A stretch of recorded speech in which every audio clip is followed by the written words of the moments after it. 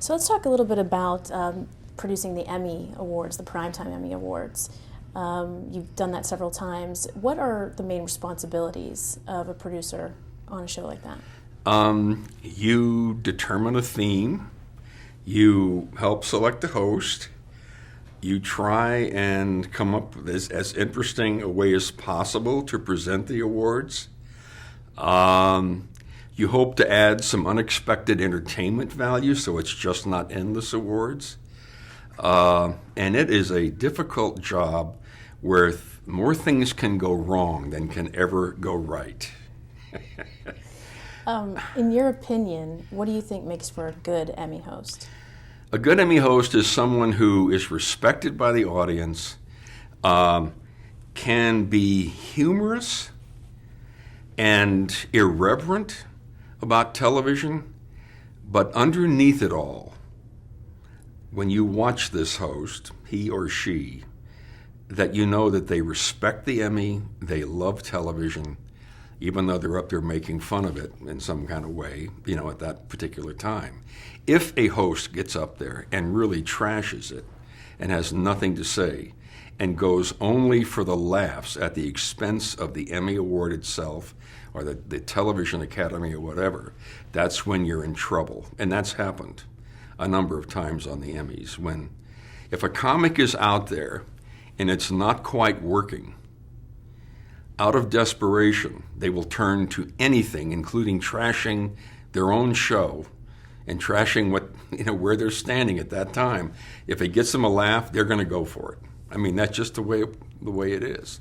So you want someone who's quick on their feet, who can roll with the responses when some funny moment happens, can respond to it, and is very engaging and very funny, but underneath it all is really happy to be there, and you can tell it when you're watching them on the screen or watching them on the stage. Talk a little bit about working with Ellen DeGeneres in the 1994 telecast. In 1994, the Emmys were on ABC, and Home Improvement was a big hit at that time, and ABC wanted to use Pat Richardson, who was played the wife on that show, of course, to be a host, and we were looking for a co-host. Pat Kingsley had called me and said, you should really check out this new woman, Ellen DeGeneres. And at that time, Ellen had only 6 shows ever on the air at ABC. But I watched her tapes, and I became convinced that she might really spark this thing up. I mean, really, really help Pat, make this thing an interesting dynamic between the two of them and so forth. So we went ahead and hired Ellen to be the co-host. And we got all kinds of flack, like how the hell could Ellen be speaking for the television industry? She's a complete freshman. She's only had 6 episodes on the air. What's wrong with you guys? And they would list all these other people that we could have listed. And the day after the Emmys, nobody was questioning the decision because Ellen came out there and killed that night. I mean, she was fabulous. And she did little pieces all around the venue.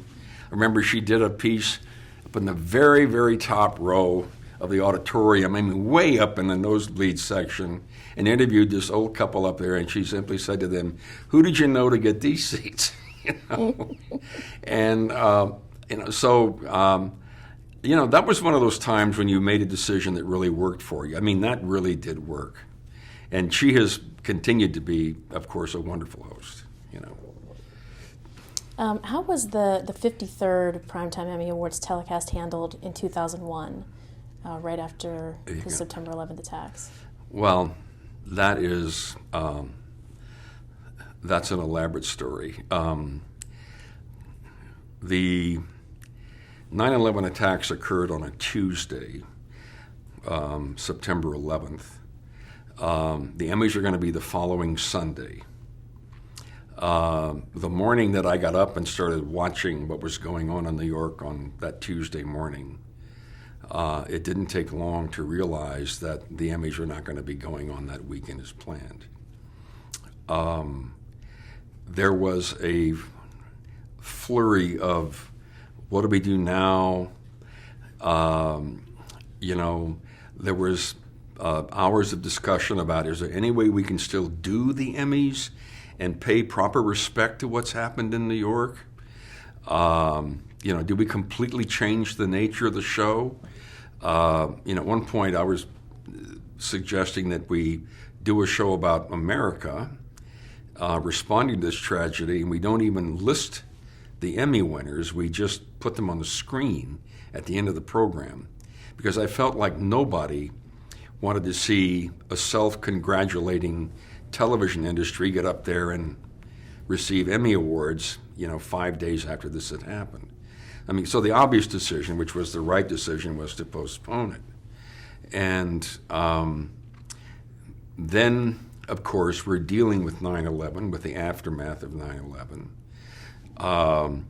And we're trying to figure out, when, if ever, can we come back with this year's Emmy Awards? How much time is the right amount of time to let pass before we get back kind of to business as normal?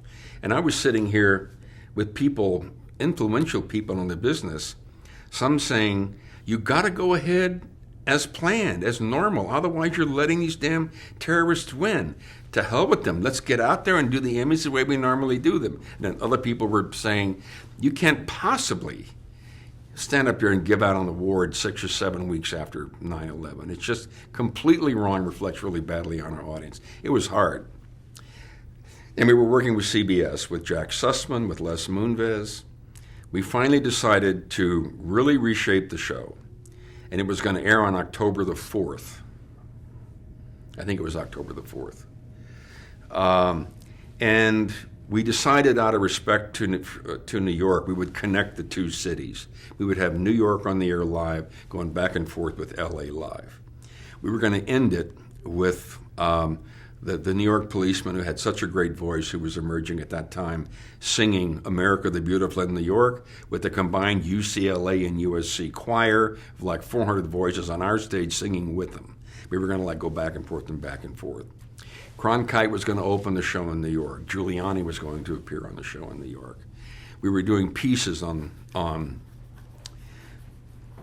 what television did during the 9/11 attacks. We were doing pieces on New York firemen, New York policemen, and Ellen was redoing her material entirely. And we had really, I felt like we'd come up with the right balance of what it would be like to do that show. So that Sunday morning, we start our dress rehearsal at like 9:30 in the morning. We're supposed to finish it around 2. I guess it was later than that. We started about 10 or 10:30. And we're in the middle of it. We're going forward. Ellen, we're feeling confident about the decisions we made. And the trophy girl, who I don't even know and never even talked to, came up to me, the one who shuttles the Emmys back and forth, and says, my mom just called me from Kansas and said that the Emmys have been canceled. Okay? And here I am, the producer of the show, rehearsing it, and nobody bothered to call me and tell me that. I didn't hear from CBS. I didn't hear from the TV Academy. Nobody. The trophy girl comes up to me and says, excuse me, Mr. Mischer, but your show's been canceled. And so once again, we'd started bombing Afghanistan on that day. So we call everybody together. I notify Ellen, who's just really distraught now. And, I said, that's it. We're not going to go. People don't want to show up, and we're not going to go. Meanwhile, I was heavily involved in the Salt Lake City opening closing ceremonies, which were happening 5 months later, in February of 2002. So I remember we had meetings in Les's office in which we were discussing, what do we do now? How are we going to make this work? Whatever. And finally was decided to postpone them until like mid-November, and I don't remember the exact date. My friend Gary Smith came in to take it over because I was already under an exclusive contract to the Olympic Committee in Salt Lake, so I kind of helped Gary, but Gary came in, and the third time we tried it, and I was with Gary that night. It was at the Schubert Theater, over in Century City. The third time we tried it, it actually happened. And it worked okay, and Barbara came out and sang at the end. We flashed all the names of victims from 9/11 on the screen and all that. Ellen was very, very good. But that was a tough, tough time, and no one really knew what to do or what felt right. So the decision to cancel again in October came from the network that you hadn't been told about. That came from the network because they were aware that people didn't feel comfortable showing Yes, that. the network in talking with the Television Academy. They made that decision. And I guess it got announced by Tom Brokaw or somebody, and nobody bothered to call us over there. I mean, that afternoon we had a big press conference to try and explain the whole thing. But, I mean, it was the right decision, I think. I mean, I just don't think you can proceed with something like awards in a time like that. What was it like working with Gary Shandling as host of the Emmy Awards in 2000, and then he did it again in 2004? I love Gary, and very, very funny guy. I mean, Gary, when Gary stands out there on stage, he almost always scores. I mean, I've never, ever really seen Gary bomb on anything. I mean, and he's really good. I mean, you've got to watch Gary because he's going to want to go too far sometimes, and you have to try and pull him back a little bit. I mean, it will get on the edge. Gary's is an HBO kind of person. He's not like a commercial broadcast person. But he was very creative. It was tough working with him because there would be indecision from time to time, or an uncertainty after having made a decision. So my job became, once we made a decision, which Gary certainly had to feel okay about, was to keep trying to assure him that it was the right decision and let's go ahead and do it, But comedically, I just have great respect for him. He loves television. And I directed just for fun some of his Gary Shandling shows and things like that prior to my experience with him on the Emmys. So we were kind of used to working together. So this will probably be difficult for you, but after 9 times of producing the Primetime Emmys, do you have any favorite moments or moments that stick out or things that went wrong? Well, a lot went wrong. It's just, as I mentioned before, it's such a hard show to do because you need comedy to help get through the 3 hours. So you will try with your host, and maybe with your host and somebody else, you'll try 12 to 15 comedic bits. You never, ever have a chance to rehearse those comedic bits in front of an audience where you can see whether people laugh or not. That never happens.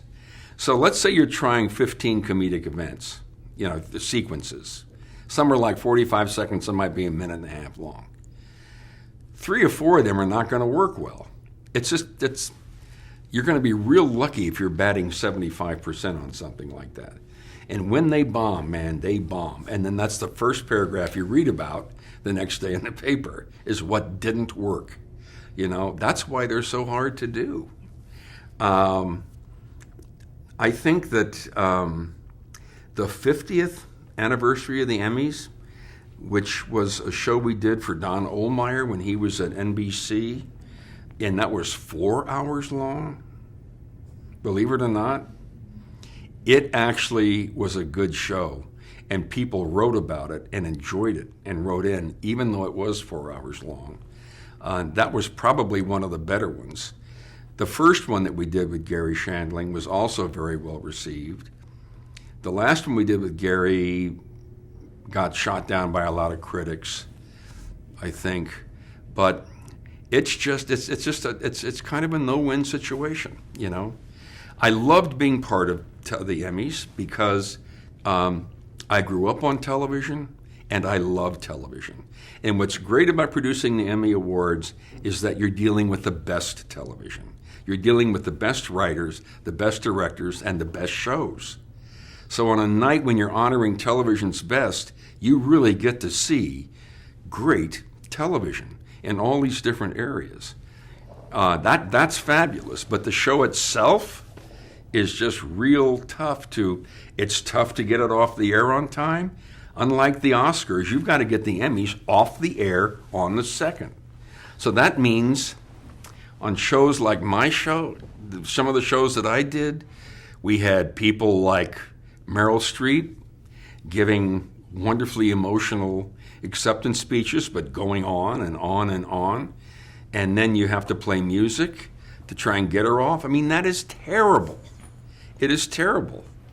And, that happens so often.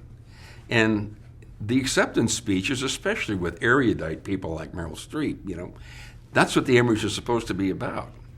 And then you see something that you did like an hour before Meryl Streep was there that didn't work real well, and you say, why the hell did I do that piece on theme songs when I could have given that time to Meryl Streep? But of course, it's too late. You're on the air already. So it's a great show to do, and I've always tried to produce the Emmys so that people in our business, if they were there in the theater or watching it at home on television, when the show signed off, you felt good about being in television. That was always the objective. And we did that sometime, and we missed it sometime, I think. How do you think that the Emmy telecast changed from when you started producing them? How do you think they've changed? It's a real good question.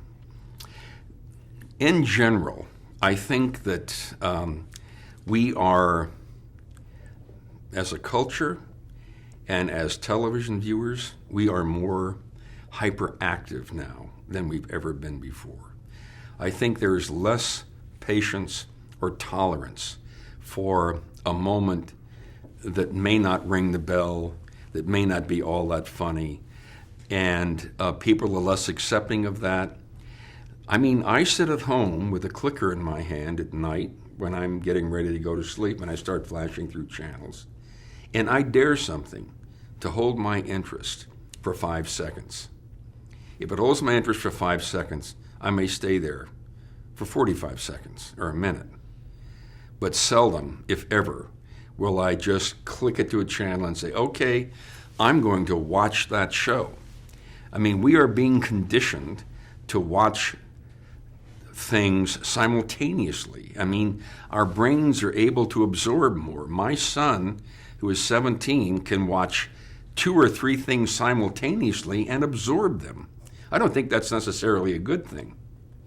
But that's what's happening to television. So it's more demanding. The pacing is more demanding. And there's less tolerance for the uneven parts of these shows when they occur. So it just makes it harder to do these things, Let's just touch on... Am I being really negative about... No. If I am, you should tell me. No, you're being honest. And I am being honest, that's for sure. That's what we want. Yeah. If we could just touch on some other award shows that you've done, People's Choice Awards, do you feel the pressure lifted on an award show like People's Choice? You're not dealing with some of the issues you're dealing with, for the Emmys? Absolutely. People's Choice is a show where, winners are basically notified ahead of time.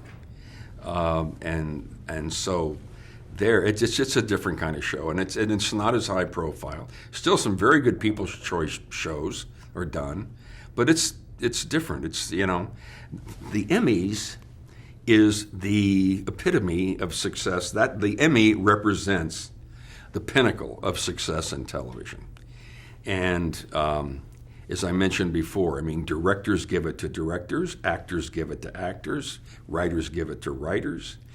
And so I feel like if I'm doing the Emmys, I feel a lot more pressure than on doing some other kind of show, award show. that you might compare with the Emmys. I would always feel more pressure. This is my business. This is my life. This is television. This is what I grew up on, what I've grown to love my whole life, and my whole life has kind of paralleled the advancement and evolution of television from the time that I was 8 years old and I first saw television until I continue to work now, you know. And so it's more important to me. Talk about John Ritter a little. He hosted the 1994 People's Choice Awards, and he's passed away in the last few years. So what was it like working with him as a host? John Ritter was a real professional, a real gentleman, easygoing, never got uptight or frantic. You could talk to him about anything. He was a great collaborator, working things out together. When there were problems, he wouldn't just step back and just say, solve it. You know, he would pitch in there, roll up his sleeves, and help you solve them. That's why he was so loved in our business. A really great man. In 1997, your production company worked on a Fox pilot for the Michael Moore Show. Right. What was the premise of the show? It was going to be a late-night talk show with Michael Moore. And I had kind of been a fan of Michael Moore up to that point. And it was kind of interesting, and I thought somewhat risky to try this. And it was going to be done in New York. And I said, you know, this could be fun. Let's see where this takes us. And it was an interesting experience in working with Michael. I mean, I don't know if you've seen that show or not. But one day I walk in, and we're about to tape a show, and Michael just says, oh, by the way, I got OJ on today's show. He'll be here in like 10 minutes. And I said, okay, Michael, you know what that's going to cause in the studio? I said, when he comes out there, do you know what that's going to mean? And he said, I don't know. I think it's going to be okay with everybody. So we start rolling tape, and the audience is in there, and he says, I'm going to bring this next guy out. Some of you may not like it, but, you know, I just think we should sit down and talk to him. Ladies and gentlemen, O.J. Simpson. And he walks out, and there's like dead silence in the audience. And then people start to stand up and walk out. I think 60% of the audience left.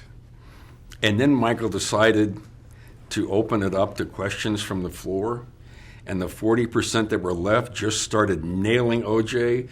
What about the shoes? What about the glove? That didn't make any sense. You know, I mean, I'm so thankful that show never aired. It was just a pilot, you know. But it was an attempt to do, you know, a late night show. And we thought Michael had, a lot of us thought Michael might have what it would take to make it work. But, and we had some musical entertainment on it. I think we had Sheryl Crow. Jon Stewart came on and did a piece. But it was not good enough to like catch on and get done. But if there hadn't been an O.J. Simpson appearance, do you think that would have changed the outcome? Or I don't think so. No, I don't think so. No. Okay. I mean, I later ran into Michael several times because when I did the Democratic Convention in 2004, he was there kind of, you know, flirting around the place. And I remember one guy said to me, we were all worried about terrorism and what was going to happen at the convention, you know, and where would we run if there was a bomb threat or whatever. And somebody came to me and said, don't have to worry. The most dangerous place to be in this convention is between Michael Moore and a camera. That's dangerous. So. Well, speaking of the 2004 National Democratic Convention, talk about your experience working on that. I really loved the experience of planning it, and I felt like we made a lot of changes in the style of it, the music we had, the graphics we had, the film pieces. We tried to play music to kind of keep the audience up. I really, really enjoyed it. until that last night. But I really did enjoy it and really did have a good time with it. What tone do you think you were wanting to set this convention? It's really just trying to convey, the principles of the Democratic Party and that whole approach. I had a number of meetings with Senator Kerry, and these were all not about issues, certainly he didn't need my opinion on that, but about how we were going to stage the convention, what the set was going to be like, the fact that we were going to have 2 podiums, and for the first 3 nights on Monday, Tuesday, and Wednesday, go back and forth between the 2 podiums.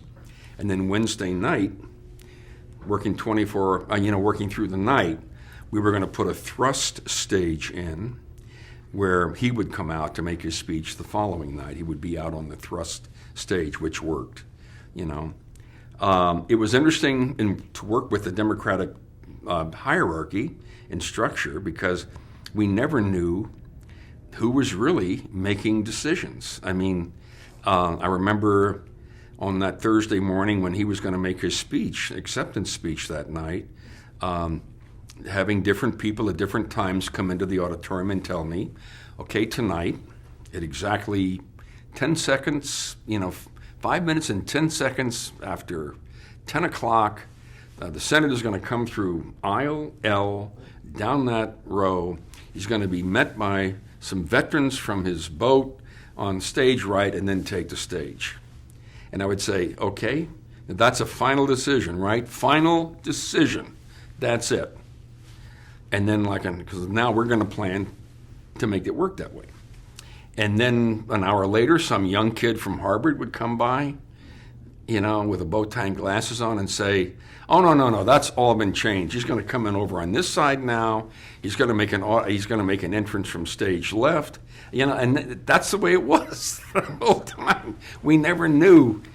I never could figure out who was actually making the decisions because everything kept changing. Now, that's part of what you have to be prepared to do when you're producing something like a convention like this. That is a political environment. And there are a lot of people who are expressing opinions, and things are going to change. So you just have to be ready to kind of roll with the punches. Do you think that's hindsight talking, or did you know going in, I've got to be prepared for anything? I had no idea it would be that bad going in. Those of us who do what we do, they understand the benefit of rehearsal, which means you're going to be in the right lighting, which means we're going to hear your sound really well, which means when you're speaking at a lectern, the mic won't be right in front of your mouth, because those are the things that in rehearsal you change and fix. If the music doesn't sound right when you're walking onto it, we get a different piece of music. We know exactly where to start the music, where to end the music. But if you don't come to rehearse, and if we don't know what's happening, we're basically winging it. And when you wing it, you make mistakes. It's just inevitable that mistakes will be made. Can you talk a little bit about Barack Obama's speech at that convention? Everybody kept telling me, wait till you hear this guy. Just wait till you hear it.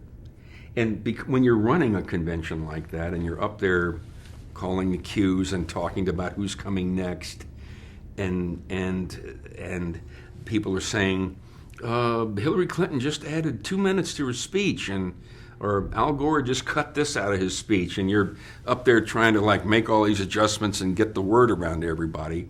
Sometimes it's kind of hard to stop and listen to someone who's actually speaking. But kind of like that moment I described to you in Salt Lake when the flag came in from the World Trade Center at the beginning of the opening ceremony, that auditorium got quiet and we were spellbound. And I remember saying right at that point, this guy could do it. I know he could do it. He could make it all the way.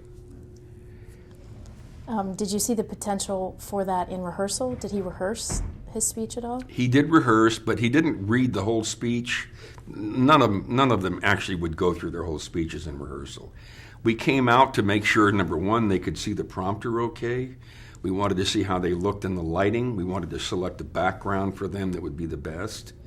We wanted to hear them, balance their voice. We equalize voices in a sense that we can add bass or treble or whatever to make sure that you can really understand, what they're saying.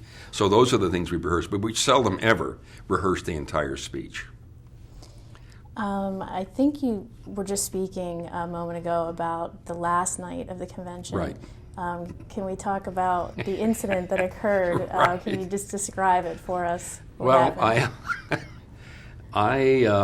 it was one of those things that I thought I would never, ever be able to laugh about because I was so incredibly embarrassed. CNN had asked to listen in on my headset. And I had a box in front of me which had like 12 buttons on it. And the one in the upper left-hand corner is PL, which stands for private line.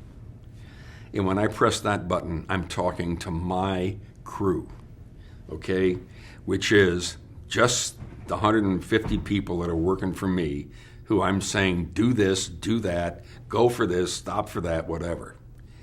Next to that is another button that says pool, which means when I press that button, I'm heard by all the broadcasters, including CNN, CBS, NBC, Fox News, all of them that were there, okay?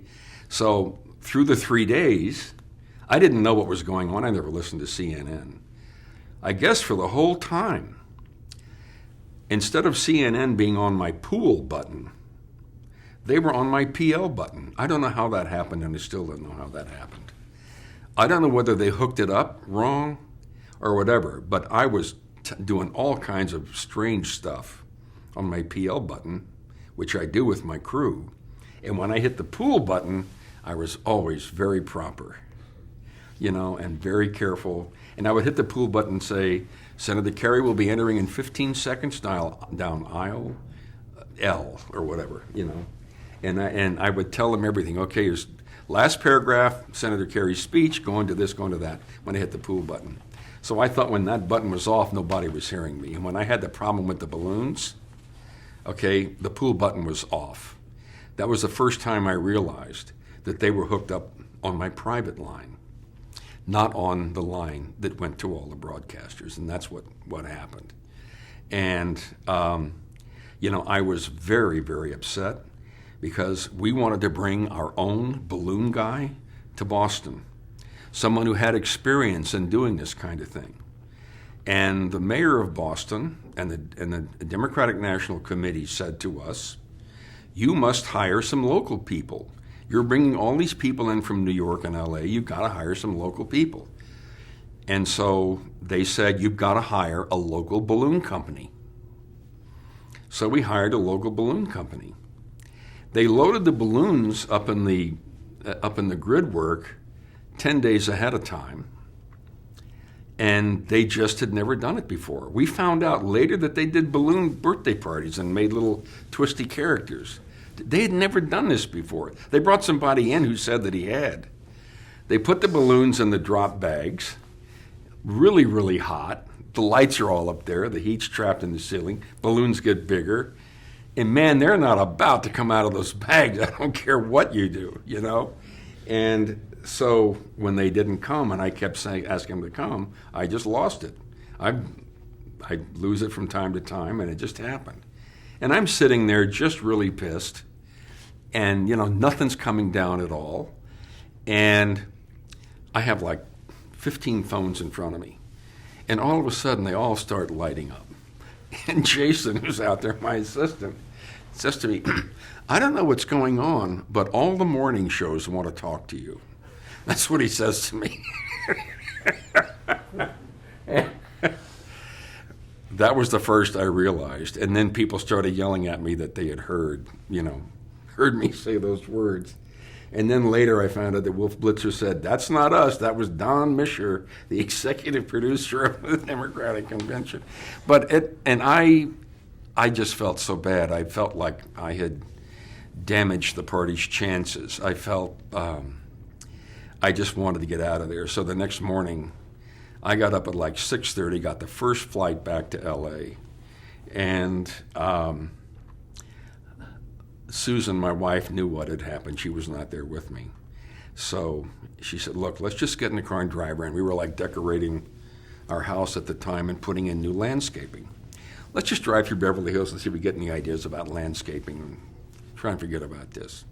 So we're driving through Beverly Hills, and I turned the radio on, and the first thing I heard was my voice. And it was just terrible. I mean, I had built a career on doing shows like the 100th anniversary of Carnegie Hall, the Kennedy Center Honors. We did the reopening of Ellis Island and did this whole show about immigration. We'd done 4 shows with Baryshnikov, Dance in Americas, and all these really high-quality shows.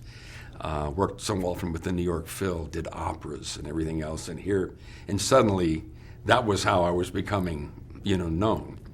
But after time, it started to heal. But, I mean, Jay Leno drives by my house every morning. So one morning I'm taking my kids to school like a month later, and he pulls up beside me on the cold water, rolls the window down and says, I was really proud of you the other night. He said, I didn't know you had that in you.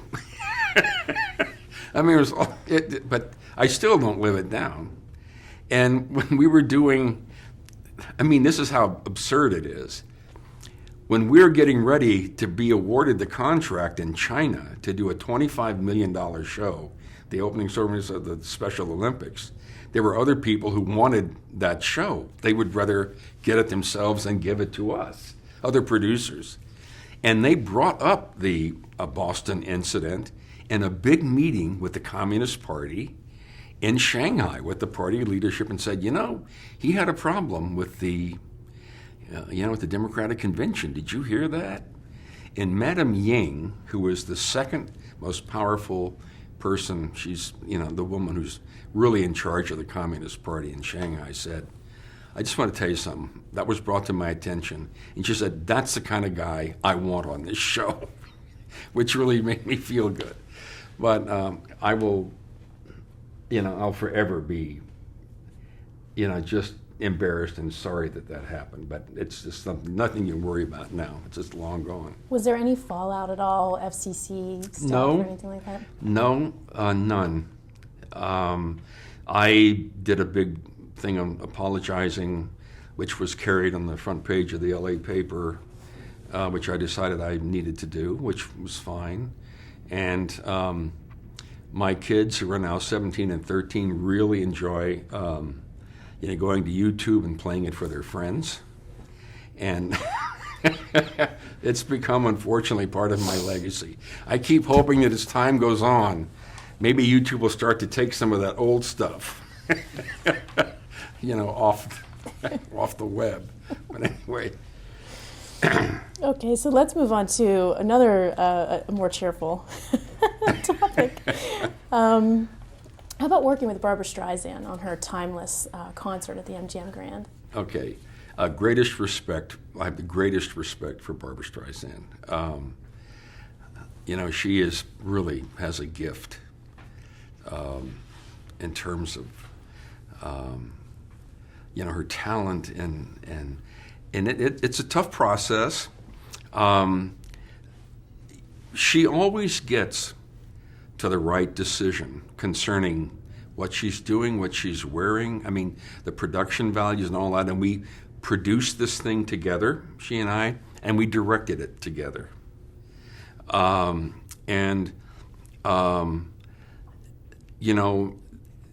process is a very thorough and exhausting one. All right, you go through decisions. You spend a lot of time talking about them and the options. You make them. Sometimes they get unmade the next day and you go back through the process again. But in the end, she always gets to the right decision. And, there would be meetings with her that would go on and on and on. And you would get tired and you'd have pages and pages of notes. And then she would get up and walk over to the piano with Marvin Hamlisch and sing Some Enchanted Evening. And you just got goosebumps. I was really thrilled that I got the opportunity to work with her. I mean, she's just such an iconic, entertainer. And, I love her music. I love how she phrases her music. Kenny Ortega, and I don't know if you know Kenny or not, but he's the High School Musical director, and he's responsible for all the High School Musical success, basically. We worked on that together with her, and it was a wonderful experience. I mean, in the end, I'm so happy that I had that opportunity to work with her. How did you end up working with her? The same thing. Barbara had worked a lot with Gary Smith and with Dwight Himian. They've done by far the great majority of her work. Going back to some of the earliest specials she did, which I think are some of the best specials in the history of television, there was one called Barbra Streisand and Other Musical Instruments that was done, which was just absolutely superb. Done in London with the London Philharmonic. I mean, just unbelievable. The kind of thing you could never afford to do now. But Gary and Dwight did most of her stuff. When it came time for the Millennium Show, Marty Ehrlichman, who's her manager, was looking for other people and asked me to come in and have a meeting with them. So I met with him, and then I met with Barbara. And, they had heard or seen, I guess, some of the things that I had done. So they just decided to give it a shot, And it was the Millennium, and it was a very significant night. I mean, I remember passing into the new Millennium in a truck outside the MGM Grand in Las Vegas, while we were shooting off pyro inside and confetti cannons, and she was singing People. It's a great way to remember that transition, Do you sometimes, when you're working on something like that, you're so busy, like you were saying with the speeches with Barack Obama at the convention, do you sometimes, do you record a show so you can go back and actually enjoy moments because you're so busy dealing with things behind the scenes? That is so true. It's one of the disadvantages of our business, and that is that those of us who do this, we are completely consumed by what we do. And when we get into the middle of something like that, all hell could be breaking loose out here and it wouldn't even affect you. We are completely preoccupied with the task at hand. And when I think back through my career and some of the great people that I was fortunate enough to spend an afternoon with or direct in a scene in a special or something, I never appreciated it when I was there. On that Ford 75th thing that I mentioned, I got to do a dramatic scene from The Glass Menagerie, and Tennessee Williams was standing right behind me in the control room. I got to do Death of a Salesman, a scene the next day, with Arthur Miller standing right behind me in the control room. And the day after that, I did Prisoner of Second Avenue with Neil Simon there.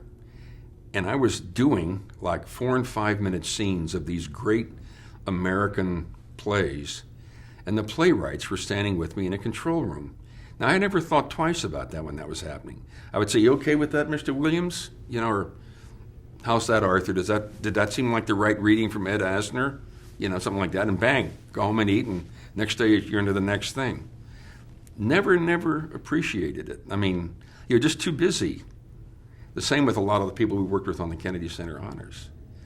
When you're in the heat of the battle, you're focused, you're getting it done, and there's not a lot of time for like personal involvement or reflection. And I guess that comes when you're walking around in the old director's home.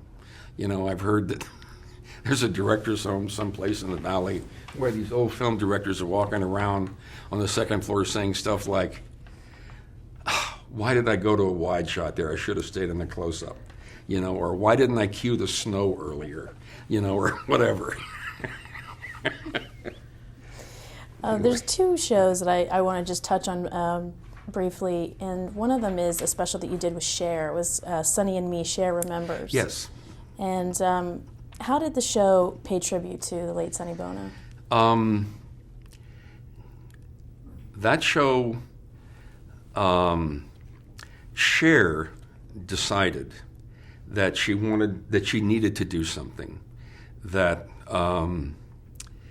helped people understand more clearly what her relationship with Sonny was.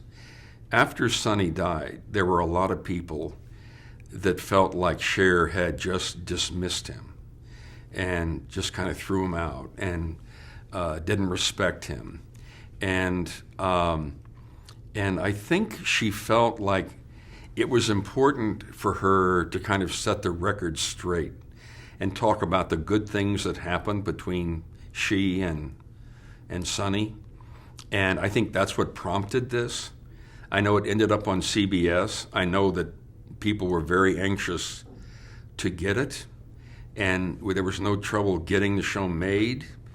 But it was a process that Cher went through in which she had to kind of deal with people's opinions about what happened and kind of explain what went on between them, what it was like in the early days, where were the points of friction. And I remember I interviewed her, and she would just fold her legs and sit in a chair, just like we're doing here.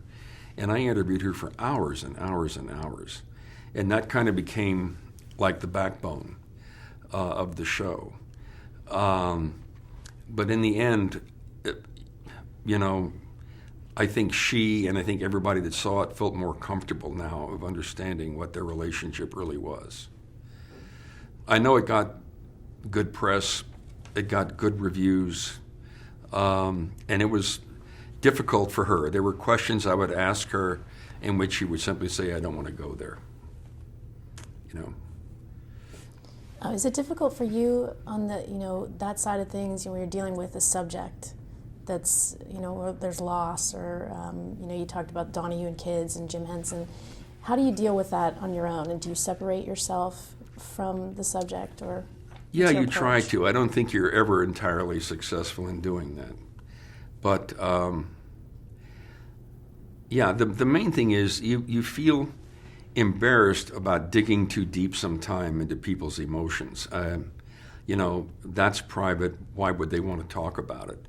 And very often you'll say something like, do you feel about talking about, like I remember saying to her, Cher in this instance, could you tell us about the last time you saw Sonny? What was that like? Where was it? What did you guys talk about? Nope. That kind of thing. And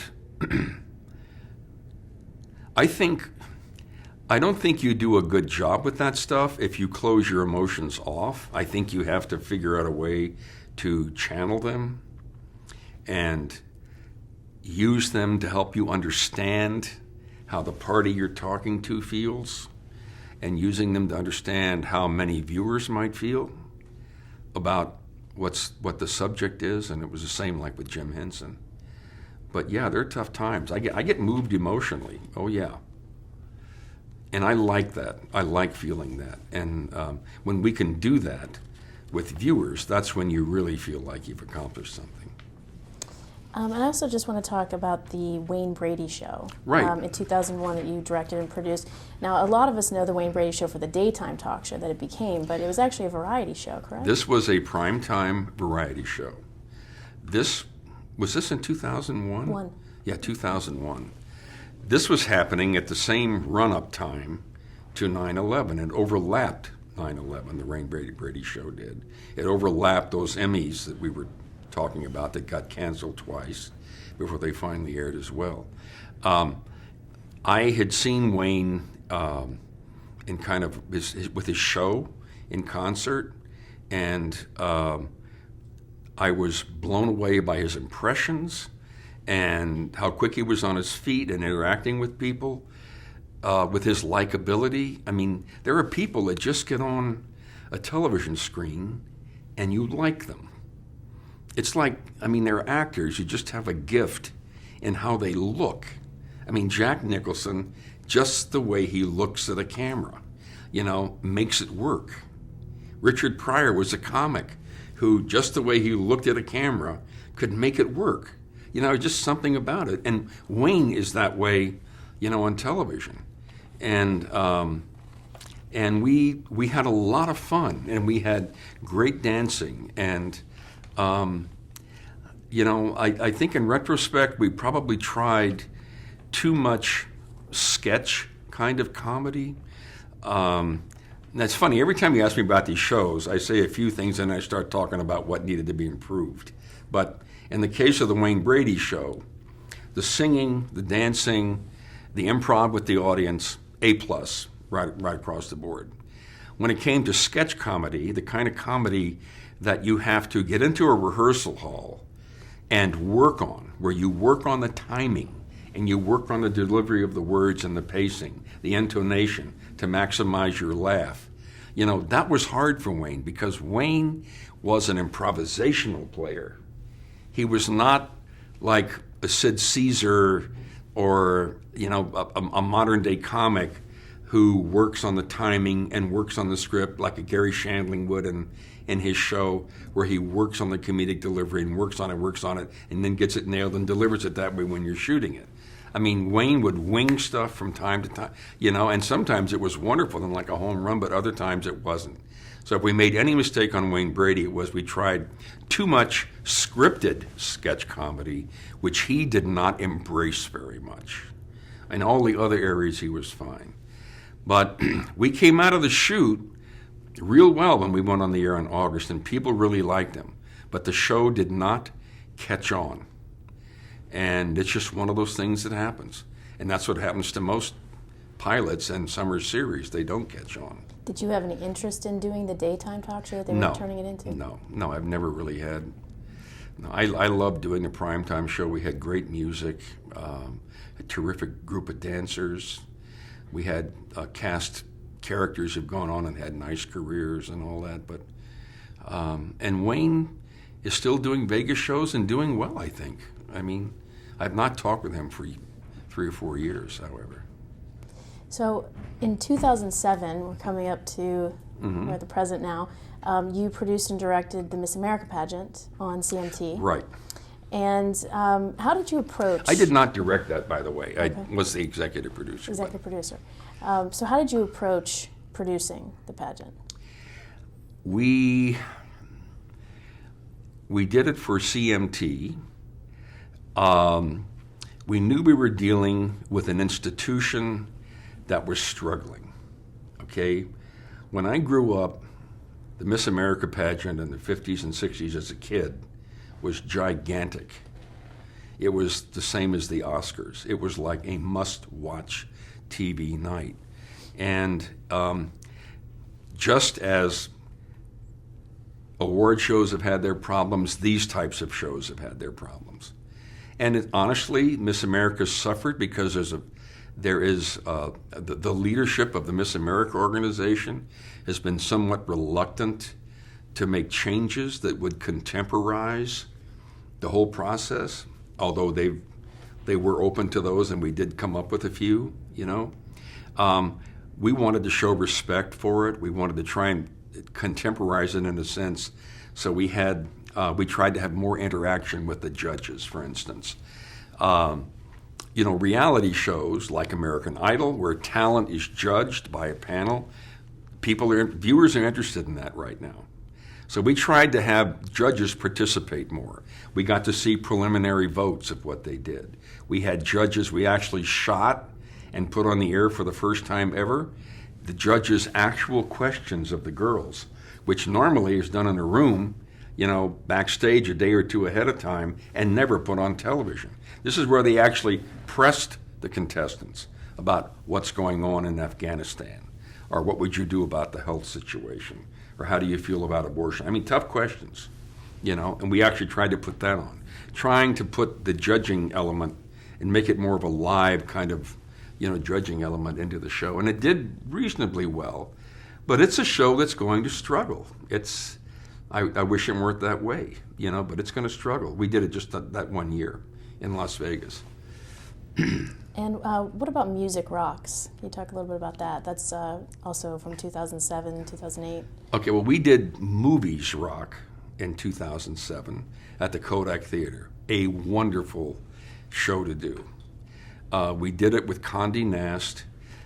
Richard Beckman was the man who really put the whole thing together.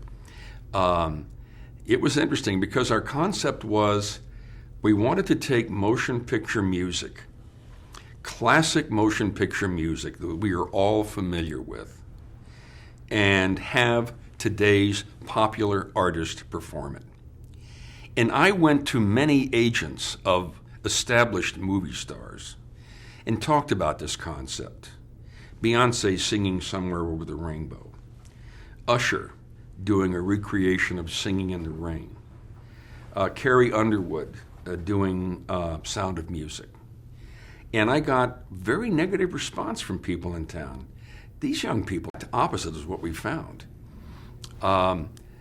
They loved singing this stuff. Beyonce sang Somewhere Over the Rainbow and knocked it out of the park. And Jennifer Hudson sang There's a Place for Us in West Side Story. Massive standing ovation at the Kodak. Usher talked about growing up as a young man watching Gene Kelly and how much he admired and learned from Gene Kelly. And then he did this incredible recreation of Singing in the Rain, which we shot for 2 days on a back lot with water and all the rest of it. You know, and Carrie Underwood talked about how her mother in Oklahoma used to sing The Sound of Music to her when she went to bed at night.